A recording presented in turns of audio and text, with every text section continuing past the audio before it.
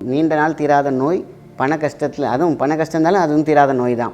மன கஷ்டம் இருந்தாலும் தீராத நோய் தான். ஏன்னா மனம் என்ற பொருள் குன்றி போனால் எல்லாமே குன்றி போகும். பெரிய செடியாக பிடிங்கிட்டு இருக்க தேவையில்லை, சின்ன செடியாக அழகாக அதுக்கு சாப நிவர்த்தி சொல்லிவிட்டு அந்த வேறு தான் நம்ம இப்போ தாயத்தில் போட போகிறோம். தங்கத்தில் போடலாம், வெளியில் போடலாம், காப்பரில் போடலாம். எது பண வரவை ஏற்படுத்தும், கடன் தீர்க்கும், முடக்கிய உங்கள் தொழிலை திருப்பி ரீபூஸ்ட் பண்ண வைக்கும், கடனால் ஆக்கப்பட்ட உங்களோட மனசுக்கு ஒரு தெம்பு கொடுத்த மாதிரி ஏதோ ரொட்டேஷனால் திருப்பி வந்துடும்.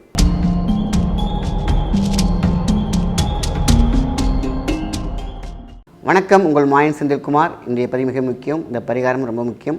வாழ்க்கையில் தடையில்லாத மனுஷங்க யாரையுமே இருக்க முடியாது. ஒரு வாழ்க்கையில் துன்பத்தை போக்க வேண்டும் அப்படின்னு கேட்டிங்கன்னா துன்பத்தை போக்கும் துளசி அப்படின்னு தான் சொல்லலாம். துளசி மாதிரி ஒரு மகத்துவமான ஒரு செடியை நம்ம பார்க்கவே முடியாது. நிறைய மூலிகைகள் இருக்குது, ஆனால் துளசி துன்பத்தை போக்கும். உயிர் போரும் தருவாயில் துளசி வாட்டரை நம்ம கொடுத்தோன்னு கேட்டிங்கன்னா நேராக மோட்சம்னு சொல்லியிருக்காங்க. மிகப்பெரிய சீக்கிரம். உயிர் போகும் தருவாயில் துளசி வாட்டரை கொடுத்தோம்னா டேரெக்டாக மோட்சம் தான். செய்த பாவங்களுக்கெல்லாம் உடனே எப்படி ரெடியூஸ் பண்ணுற அளவுக்கு ஒரு ரகசியத்தை உள்ள வச்சுருக்காங்க. அப்போது எவ்வளோ பவித்திரம், எவ்வளோ புனிதம். ஒரு வெள்ளிக்கிழமையில் துளசி செடியை குட்டியாக, பெரிய செடியாக பிடிங்கிட்டு இருக்க தேவையில்லை, சின்ன செடியாக அழகாக அதுக்கு சாப நிவர்த்தி சொல்லிவிட்டு நசி மூலிகை பாவம் நசி இதை மட்டும் சொன்னாலே போதும். 27 தடவை சொல்லிவிட்டு அதுக்கு மஞ்சள் தண்ணி தெளிக்கணும். முக்கியமாக மஞ்சள் தண்ணி தெளிச்சுட்டு ஒரு செடியை பிடுங்குறீங்க அப்படிங்கிட்டா நார்மல் மூலிகையில் எடுக்கும் பொழுதே ரொம்ப பார்த்து எடுக்கணும். வெள்ளிக்கிழமையில் செடிக்கிட்ட பர்மிஷன் கேட்கணும். நான் உன்னுடைய செடியை எடுத்துக்கிட்டு இந்த வேரை எடுத்துக்கிறேன் அப்படின்னு சும்மா அவங்கள்ட்ட கேட்டுட்டு மஞ்சள் நீரால் அது அபிஷேகம் மாரி தண்ணியை ஊற்றிட்டு அதுக்கப்புறம் நல்ல தண்ணி ஊற்றிட்டு நசி மூலிகை சாப நசி இது மாதிரி 27 தடவை சொல்லிக்கணும். இல்லைன்னா 9 தடவை சொல்லிவிட்டு அழகாக அப்படி லைட்டாக தண்ணி ஊற்றி எடுத்திங்கன்னா அது சின்ன செடியாக பார்த்திங்கன்னா ஒரு சின்ன வேர் கிடச்சிரும். அந்த வேர் தான் நம்ம இப்போ தாயத்தில் போட போகிறோம். தங்கத்தில் போடலாம், வெளியில் போடலாம், காப்பரில் போடலாம். சரிங்களா?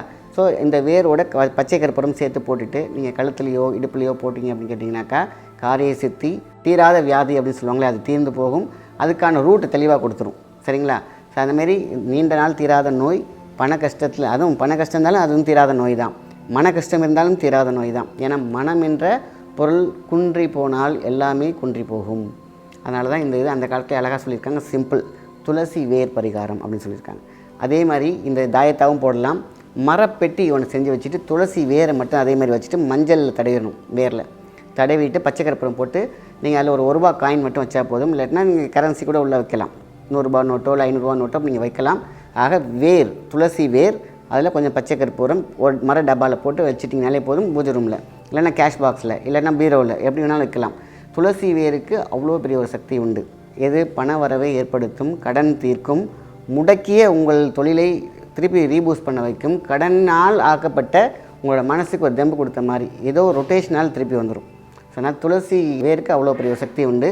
துளசி இலை நம்ம சாப்பிட்டா அவ்வளோ மகத்துவம், மருத்துவம். அதேமாதிரி வேருக்கு இவ்வளோ பெரிய மகத்துவம் இருக்கிறது.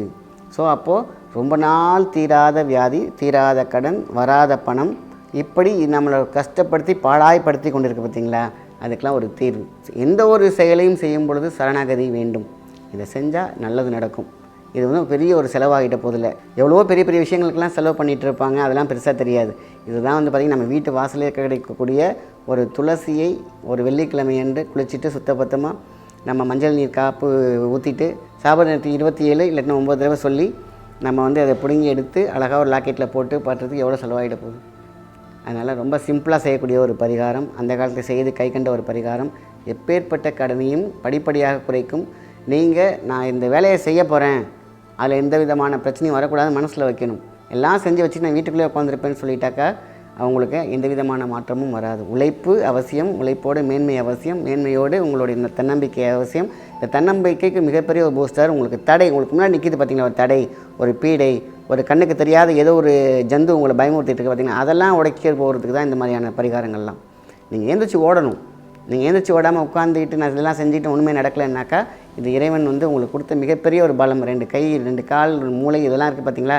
இதுக்கப்புறம் அதெல்லாம் முடக்கி போட்டு வச்சுருக்கு பார்த்திங்களா ஒரு தீய சக்தி, அதை தான் இது உடைக்கும். நீங்கள் எழுந்திரிச்சு ஓடணும். எழுந்திரிச்சு ஓடினீங்கன்னாக்கா உங்களுக்கு பக்கபலமாக எல்லா பரிகாரங்களும் உங்களுக்கு சப்போர்ட் பண்ணி கொடுக்கும்.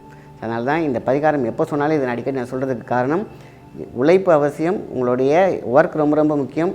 அந்த ஒர்க்கில் இருக்கக்கூடிய மண்டையில் நீங்கள் யோசிக்கிற விஷயங்களை ஒரு தடை இருக்கக்கூடாது இல்லையா. நீங்கள் ஓடும்பொழுது ஒரு மடை இருக்கக்கூடாது பார்த்தீங்களா, நீங்கள் போகும்போது ஒரு கயிறு கட்டி ஏதோ ஒன்று இழுத்துடக்கூடாது பார்த்தீங்களா. இதெல்லாம் தான் இந்த பவுன்சர்ஸ், இந்த பரிகாரங்கள் அது உடச்சி விடும். அதனால் நீங்கள் போகிற பாதையில் முள் இருந்துச்சுன்னா அதை எடுத்து விடும். ஆக உங்களுக்கு பாதையை ரூட் பண்ணி கிளியர் பண்ணி கொடுத்தே இருந்தால் நீங்கள் போய்கிட்டே இருக்கலாம் வெற்றியாளனாக. இதுதான் ரொம்ப ரொம்ப முக்கியம். இந்த துளசி வேர் ரொம்ப ரொம்ப முக்கியம். இது எத்தனை நாளுக்கு பயன்படுத்தலாம் அப்படின்னு கேட்டிங்கனாக்கா, இந்த துளசி வேர் ஒன்று வச்சுட்டிங்க, இல்லை தாயத்தாக்கி போட்டிங்க அப்படின்னு கேட்டிங்கன்னா 6 மாதத்துக்கு ஒரு தடவை நீங்கள் அதை மாற்றிடணும். 6 மாதத்துக்கு இந்த தாயத்தில் இருக்கக்கூடிய அந்த வேரை எடுத்துகிட்டு வேறு புதுசாக போட்டுக்கோங்க. அதேமாதிரி நான் இப்போ சொன்ன மெத்தட்லேயே பண்ணி வச்சுக்கலாம். அதேமாதிரி பாக்ஸ் நீங்கள் ஒரு மரப்பட்டியில் வைக்கிறீங்க பார்த்தீங்களா, அதே மாதிரி தான். மரப்பட்டி கிடைக்கலையா, சின்ன மண் குடவையில் கூட இதை போட்டு வச்சு நீங்கள் துணி கொட்டி வைக்கலாம். ஸோ மண்பானை, மரப்பட்டி இல்லைன்னா லாக்கெட் மாதிரி இந்த துளசி வேர் ஒன்று தான் வைக்கலாமா, நீங்கள் எத்தனை வேர் வேணாலும் வைக்கலாம்.